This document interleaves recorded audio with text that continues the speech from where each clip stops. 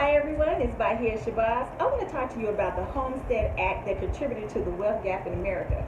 Well, in July 4th of 1861, in a speech that Lincoln told the nation, the purpose of America's government was to elevate the condition of men, to lift artificial burdens from all our shoulders, and to give everyone a start and a fair chance in the race of life.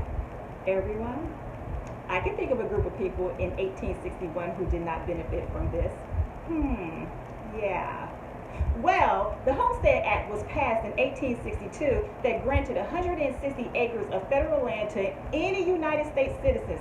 Claimants were required to improve the plot by building a dwelling and cultivating the land. The Homestead Act remained active for about 124 years for the United States citizens.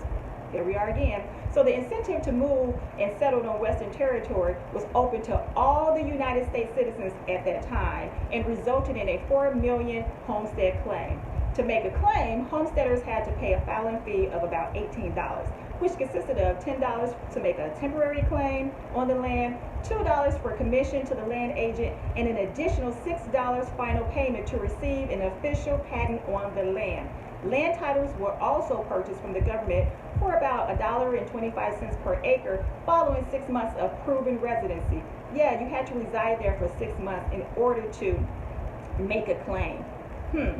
So we did not benefit because we didn't become free-ish until 1865, and it was not until July of 1868 when Secretary of State William Seward formally consented the 14th Amendment that Black Americans, along with all those born in the United States, were declared citizens.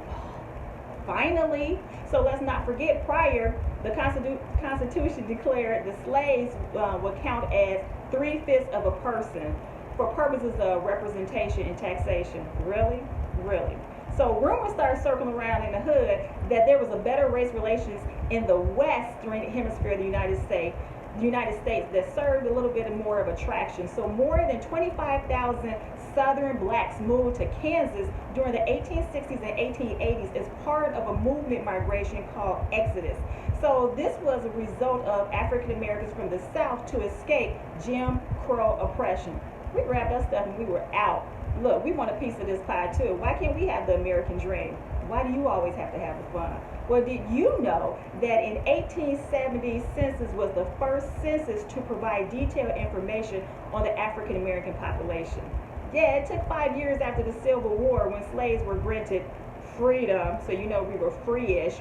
Well, in 1870, the total population of the United States was 38,925,598, which included 4,880,009 individuals, African Americans. So African Americans accounted for 12.5% of the population. However, African Americans only accounted for less than 1% who were involved in the Homestead Act. Do you know who really benefited from the Homestead Act? Women. Thousands of white women who were single, widowed, divorced, or deserted were eligible to acquire 160 acres of federal land in their own name.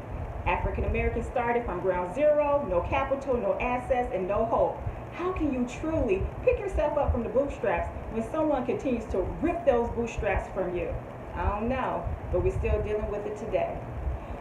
So that was one of the contributions to the wealth gap in the United States. Look up the Homestead Act, everybody. I'm trying to give you as much information as I can. And remember, the world is your master class. Until next time.